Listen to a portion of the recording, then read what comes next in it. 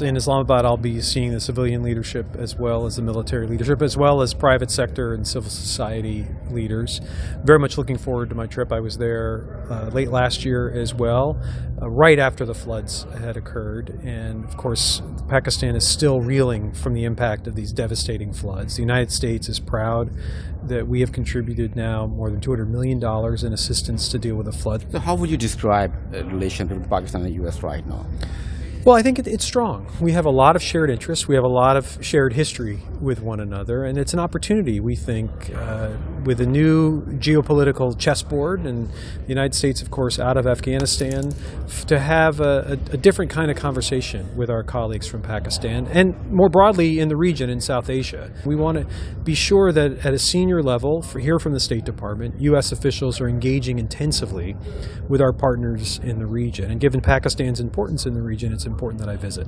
So there's a political unrest in Pakistan. If you can see, like fighting between the political parties, there are so much in the acquisition of the military, so much is going on. So how do you like, what kind of message you are taking there from the Biden administration? That our position towards Pakistan isn't connected to any particular political party in power. Of course, we change governments here in the United States as well.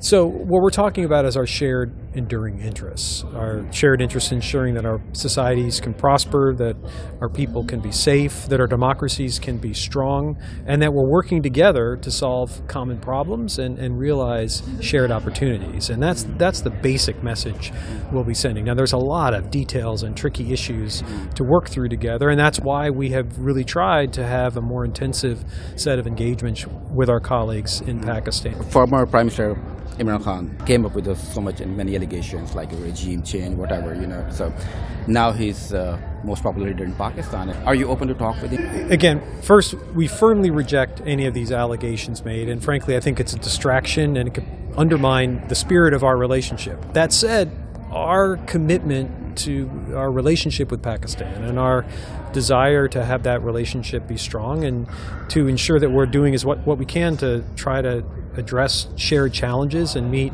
common opportunities is regardless of who's in power in government. And so we look forward to working with whomever is in power in Pakistan. So there's so much violence, rise in violence and terrorism activities in Pakistan. Yeah. How much you are concerned, like the terrorist networks are regrouping in Afghanistan? Well, it's something we pay very, very close attention to. Of course, we're not in Afghanistan right now. The United States is not in Kabul. But we, working with partners like Pakistan and other countries, we pay very close attention to the terrorist threat emanating from Afghanistan. And of course, we're very concerned about the attacks that have occurred against Pakistan. And it's something that I'll look forward to talking to officials in Islamabad about in terms of how they're seeing things, the concerns that they have, because there's no question that the terrorist threat against Pakistan has been increasing, unfortunately, in recent weeks. The attack from last week was something Pakistan had not seen in many, many years in terms of the scale and scope of it. So we have a shared interest in working together on counterterrorism. We have a dialogue on counterterrorism that we'll be meeting next month to talk about the way we can work together to fight terrorism. And I'll be interested to hear from my Pakistani partners about how they see things and ways that we can be helpful. So the TTP, in your opinion, is only a threat for Pakistan or for the U.S. too? Well, again, I think it's first and foremost, as we have seen in terrible ways, a threat to Pakistan. But the United States considers any terrorist act not only a violation of international law, but something that cannot be accepted. And so we're committed to work with any partner that wants to work with us to try to fight terrorism, ensure that innocent people who are just going to pray or standing in line don't get blown up by terrorists. Would you like to mediate between Pakistan and India and the U.S.?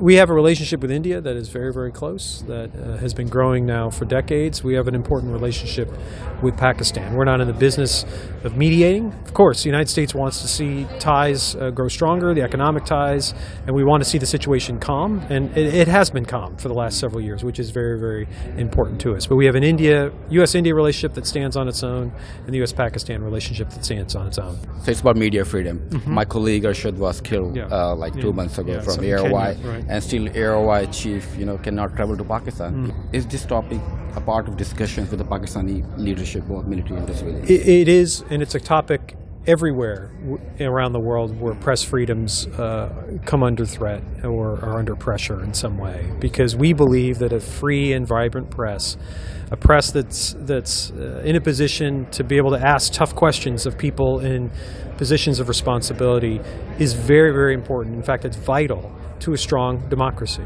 And so we stand up for press freedoms all around the world, including in Pakistan.